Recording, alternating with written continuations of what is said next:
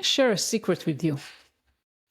I started my career as a software engineer, and I never felt I'm really an extraordinary software engineer. I felt I was good, but not extraordinary. And eventually that led me to realizing that what I'm passionate about and what I want to do is actually lead rather than code. And that kind of brings me to today's guest, Brittany Greenfield. And she shared in the episode today, there was a moment in my career when I realized I didn't need to write code to make an impact in tech. That changed everything for me. And to be honest, I very much relate with that because that changed a lot to me as well as my career journey. So hi everyone, and welcome to another episode of From a Woman to a Leader, a podcast dedicated to discussing unique challenges of women in the tech industry. I'm your host, Limor Bergman-Gross, and for those who don't know me, I started my career as a software engineer, eventually grew into leadership positions and was a director of engineering. And today I follow my passion, and my passion is supporting women in tech, help them navigate their challenges and grow into leadership roles and executive roles, and basically fulfill their aspirations. And today, as I mentioned, I'm super excited to have with me Brittany Greenfield. And Brittany is a cybersecurity expert and the founder of Wabbi. Wabbi is a company transforming a way development and security teams work together. And in this episode, Brittany shares her inspiring journey into tech, how she transitioned from studying biotechnology to leading in cybersecurity, and why she believes everyone can have a tech career without needing to write a single line of code. So we'll talk about how to align your passions with career in tech, and Brittany shares practical tips for getting your foot in the door. This is a conversation you don't want to miss. So grab a cup of coffee, get comfy, and let's dive right in. Hi, Brittany. How are you? Good. How are you doing today? I'm pretty good. It's wonderful seeing you today. I love your background, by the way. Thank you very much. I'm actually in the mountains, so that's why you get my sort of rustic pictures.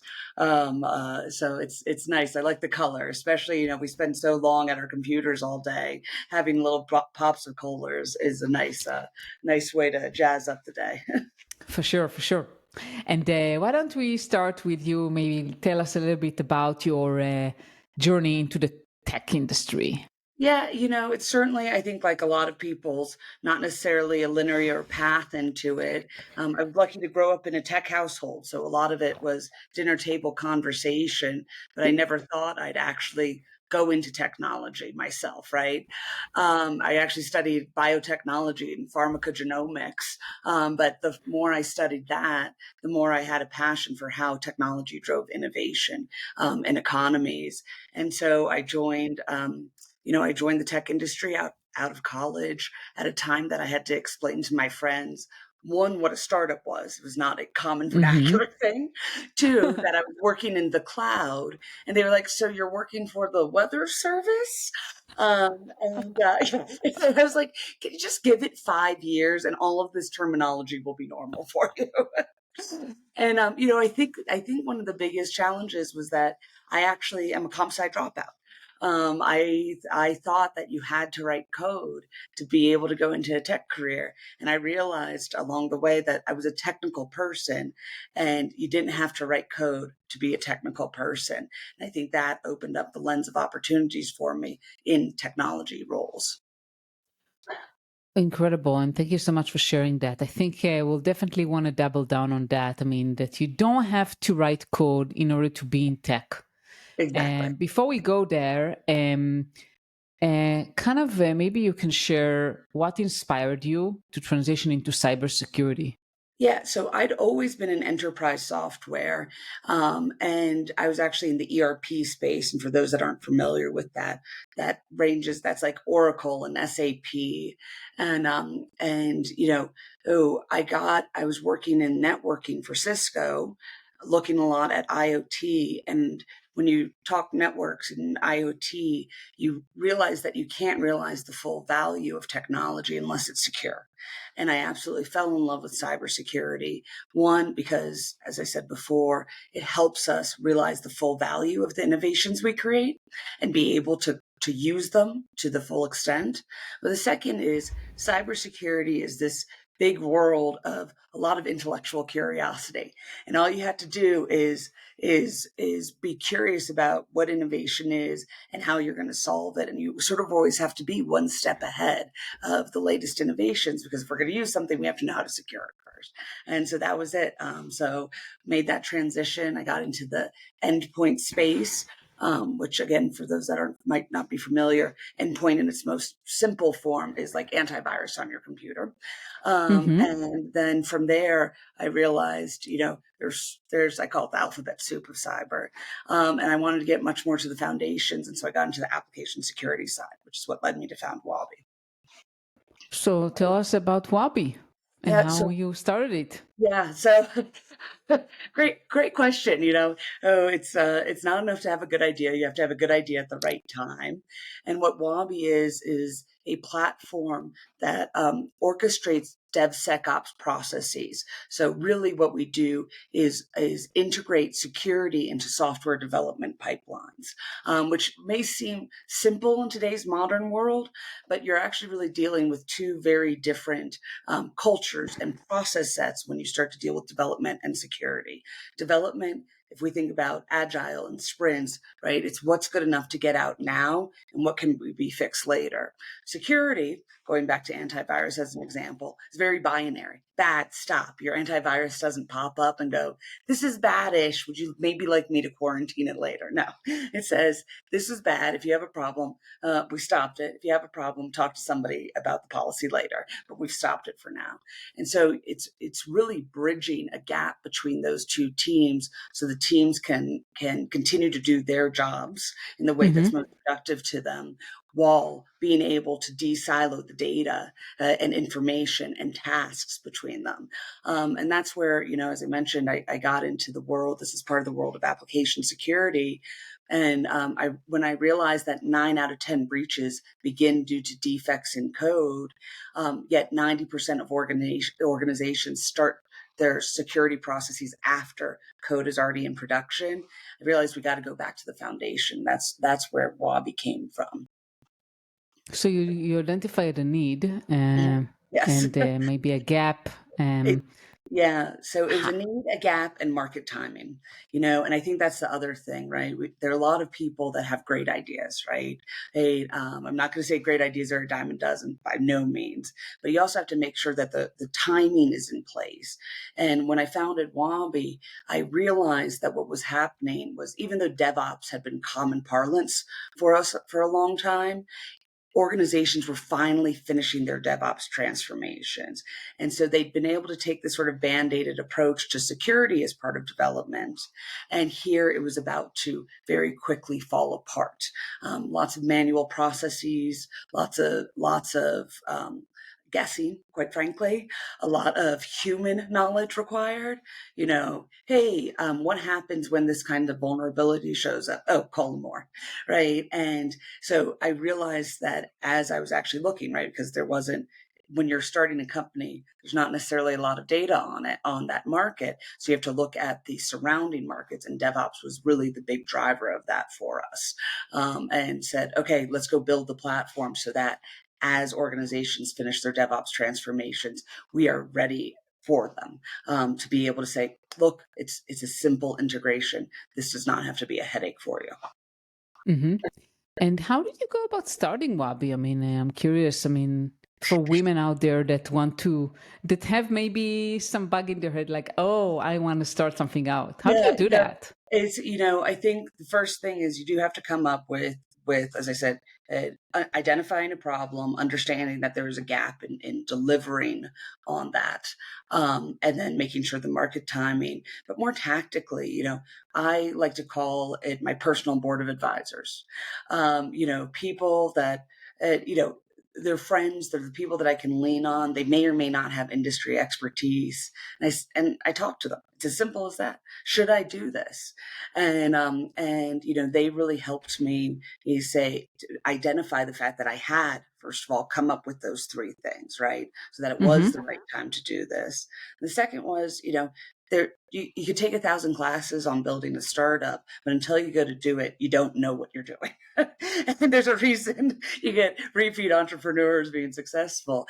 And they helped me outline the practical steps I needed to do. Get a lawyer, right? Yeah. Sign up for some of these communities where you can go brainstorm with other founders, and leverage their resources. And what I did was, having worked for both startups and large organizations, I actually said, and I think this is a key advantage in how Wabbi came to actually understand the product we had to develop, was I didn't have a product for the first 6 months.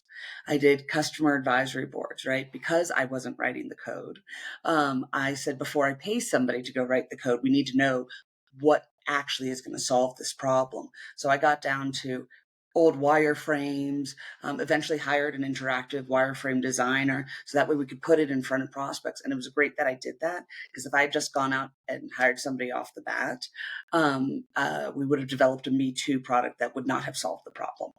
So the really important thing that I think people forget, because you get so jazzed when you start your company, is that you need to actually go talk to your potential customers to understand how they need this solved, because they're the ones at the end of the day that are living this. Wow, that's wonderful advice. And it kind of ties nicely with what you mentioned earlier, that you don't have to write code to be in tech. Yep. And you mentioned, oh, I didn't write the code, because I think that a lot of times maybe women think that, I can start a company like only if I'm technical, if I Right. write a code myself. And as you mentioned, like, you don't have to. So, Exactly. It was actually one of my greatest fears, to be a non-code writing, being a non-code writing founder, right? And people go, "Oh, you've got to have a technical founder," and it actually took me some coaching for people to say, "No, Brittany, you are technical." Right? There's a difference between writing code and being tech and being not technical. You are a technical person. This is what you have built your career around, and I think that's really important when women think about whether starting a company or just getting into a career in tech. There's so many different ways to align what you do with tech. Like I said, cyber and tech in general really is a lot of on the job learning, right? There's no specific curriculum for saying this is what technology does, right? And you could say, hey, I'm actually I'm interested in, actually, one of our engineers, his daughter is in college, and she is a comp-sci psychology major, right? And she happens to, on the side, like to draw. Want to know what that's going to be? Great, a great UI UX. Now, she happened to do comp-sci, but she didn't need to, right? And we had a PM that was actually just a graphic artist, right? Because they understand human behavior. So I think getting into tech or founding companies about taking this a step back and saying, how do my interests and passions really align with the problem I'm solving? That's it, right? Think about the problem you're solving, and then you'll find how your skills actually can support that. that's wonderful. And I think the word skills are super important here. And for the women listening to us, can you share maybe some example, Brittany, about, what kind of skills are a fit for what kind of roles? Like, if you have some examples. Absolutely. So like I said, the classic example I always like is, are you, if you're interested in design, UI, UX, psychology, well, that's product management, right? Product management is about understanding the needs of your customers and how you actually translate that into features. Are you somebody that actually likes talking about market research? That's actually marketing. I think people forget about that. The word market is in marketing. And, do you like going out and observing trends of the market? you could even say, like, are you interested in philosophy? Well, maybe you need to go into quantum computing, right? If you think about quantum computing and that, or, game theory, well, that's cybersecurity, right? Thinking about how your adversary is going to move. So, more tactically, the little things that you do, it could even be that, hey, you're a mother re-entering the workforce, or maybe you're just the planner in your group. Well, you'd be a phenomenal customer success rep. You want to know what customer success reps have to do? Stay calm in times of crisis and guide people to a solution. And I think that's really important. I'm sure a lot of your listeners are familiar with the stat that women feel they have to meet 90% of a job rec Yeah. in order to apply for it. I myself have fallen into this trap where I've gone, I don't have 3 to 5 years of marketing experience. That had nothing to do. I had more than that experience from job experience. And so again, I would say, when you're looking at a job or getting into tech, don't worry about the job rec. Think about what the desired outcomes are and how you can support those desired outcomes. That's wonderful advice, and I want also to share for employers that they should also be open-minded and consider candidates that maybe are different than what they have in mind, and not tick the specific boxes they thought they should. 100%, right? I think one of the number one ways we can increase diversity is through our job recs. And it's something that we've been very proactive with at Wabbi, is how we write those job recs for the outcomes. Every now and then there is something tactical, like I need you to know JavaScript, right? But other than that, it's really about the experience you bring. And life experience comes in many different flavors, shapes, stories, timelines, and that's what you should present on a job. And you're completely correct. That one's completely up to the employers. And also in startups, let's stop calling everybody ninjas and rock stars, right? That's not necessarily right. A lot of people don't resonate with that either. Talk about the fact that, hey, startups actually have flexible hours a lot of times. That's a great way to get more maybe working moms into the tech workforce, because if you have some of that flexibility in terms of hours that you can work. But yeah, 100%, that is number one thing employers can do to increase diversity. Yeah, and some interesting fact. I was last week in a community event for the local kind of LinkedIn community here in Israel, and the head of the Israel LinkedIn Talent Solutions spoke there, and she actually said that skills are going to be like the number one things that you have to highlight on your LinkedIn profile, Yep. instead of like the traditional job description, right? Correct.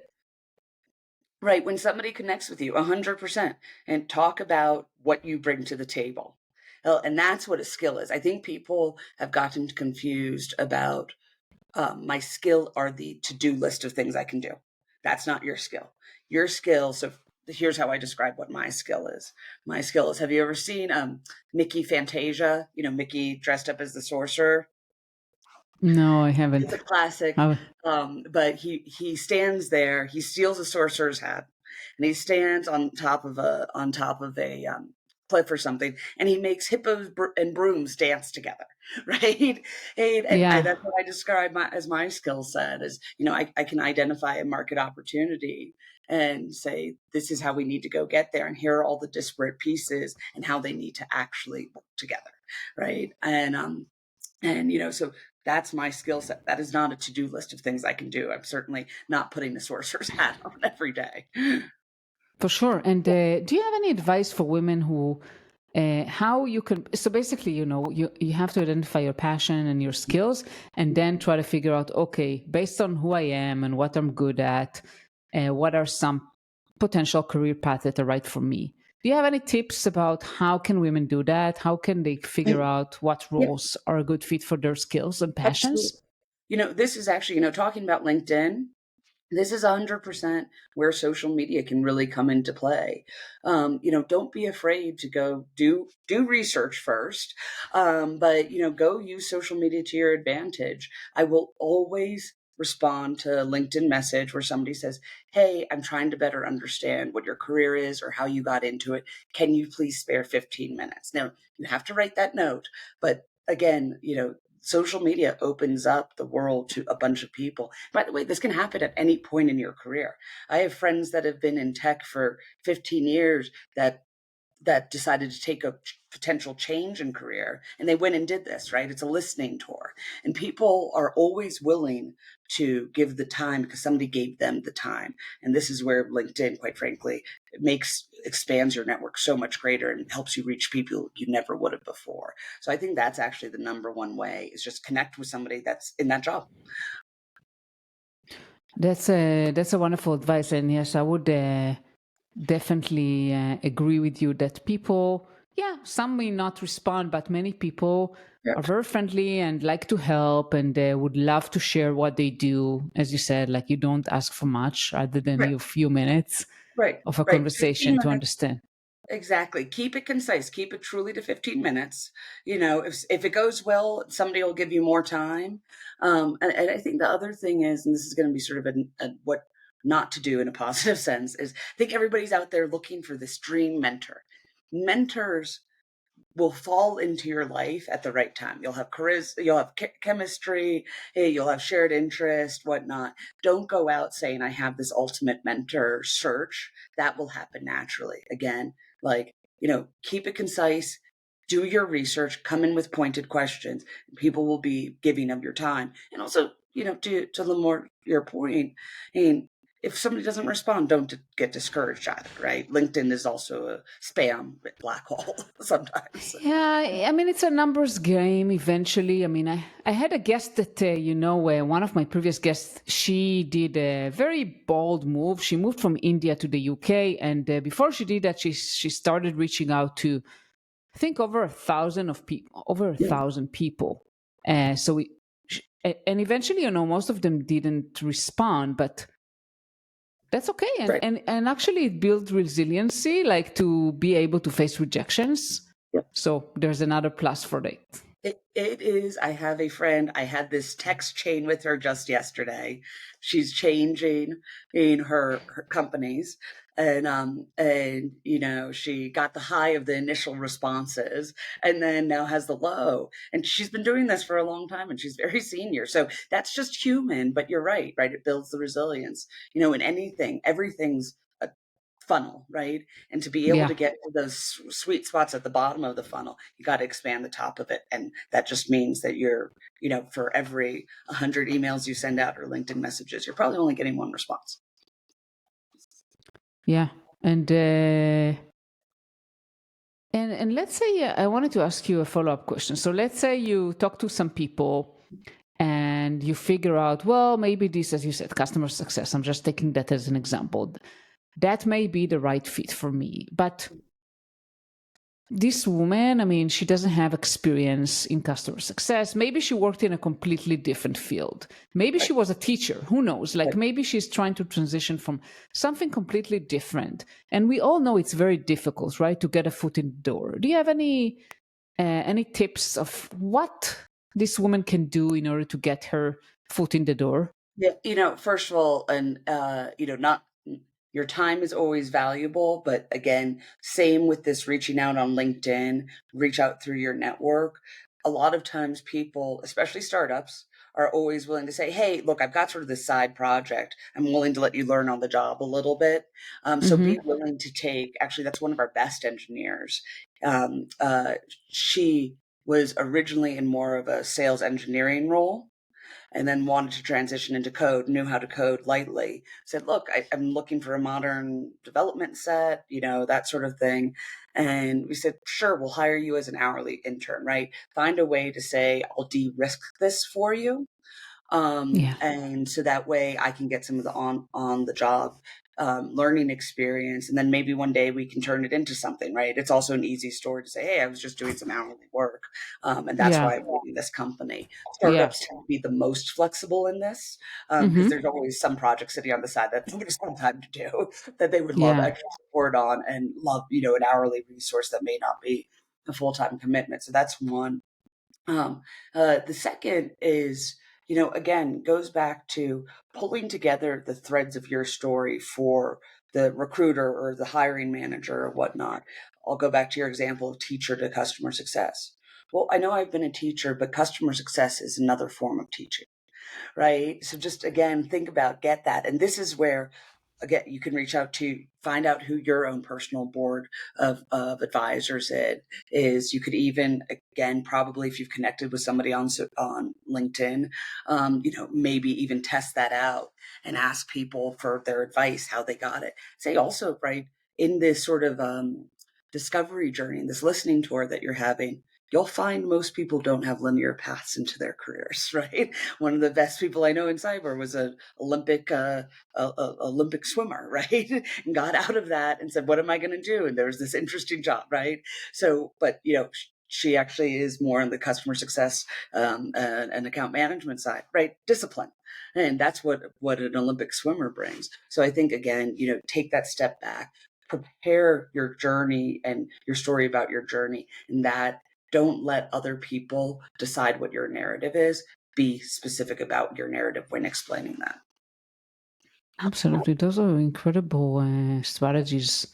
And I also think that today it's even more important than maybe before to really build connections and not just adding a connection on LinkedIn, but just getting to meet people without maybe the immediate need for, oh, I'm looking for a job, so why don't you hire me? Rather than, hey, as we said earlier, right, to interview people and ask what they're doing, but just to connect with people and try to get to know them. You never know. You That will never know. So as you can imagine, I get a lot of random LinkedIn requests. I toss out 2/3 of them, but if somebody that's sort of tangentially in the space that's not spamming me to sell me something, I actually respond myself for this reason. I say, hey, what interested you in connecting with me? Would love to schedule a time to talk.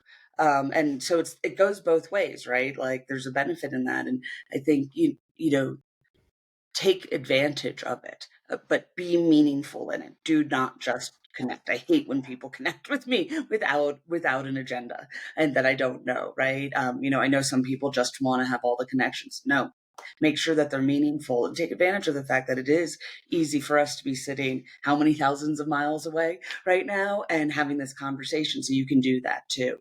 People are looking to connect, quite frankly. Yeah, I agree with you. Especially nowadays, when people are working remote, I mean, Yeah. they're looking to connect even more than they used to, and I would say even go out of your comfort zone and go to some networking events. That's what I did last week, and it's very uncomfortable for me usually. But just get to meet people at your area or virtually. I mean, I'm sure Right. that there are a lot of virtual meetups. Yeah. There is 100%. Then the meetup.com is great for finding meetups. Go find something that you're interested in, right? Like, that's, talking about how you get a foot in the door. Go meet somebody at a meetup in an area that you might be interested in going to. Nobody likes networking, right? Yeah. I know that, right? It's tough. We all feel that way. And I think especially, being a woman at some networking events, a lot of times in tech, we feel like the only person in the corner. But the good news is everybody's awkward at networking, and it's worth putting yourself out there a little bit and going through that pain because you never know who you're going to meet. Yeah. Although, for me, it always feels like, oh, I'm the only one who is awkward. I But feel the yeah, exact same way, and I have to turn but on a different piece of my brain. And last week, I was on a panel last week, and they're having a luncheon afterwards. So I'm going and trying to do the networking, and I'm standing in the corner going, I just spoke in front of a room of 100 people, and yet I'm afraid to go sit down while somebody's eating and introduce myself, right? I know it's intimidating. I can very much relate to that. But it's a skill worth having, and it's worth to kind of, as you said, like, okay, I'm gonna do it, even though it feels uncomfortable, even though it feels intimidating. Correct. Intimidating. I'm still gonna do that and put some smile on and get some Exactly. courage and approach people. Exactly. And you never know what you're going to learn. And, maybe you don't hit it off, but you could do it. I promise. Absolutely. And I want to talk a little bit about your work at Wabbi and how you kind of how diversity plays in your kind of company, if you Yeah, can share that. it's it's always the question being a female founder, Yeah, for sure. and for me, diversity is really important. I talked about cyber and technology in general being places of intellectual curiosity, and diversity is about more than just the picture perfect postcard. It's about different approaches in thought and how you solve problems, and I think that's critical for innovation. That you do want, and so for us diversity looks in different ways, right?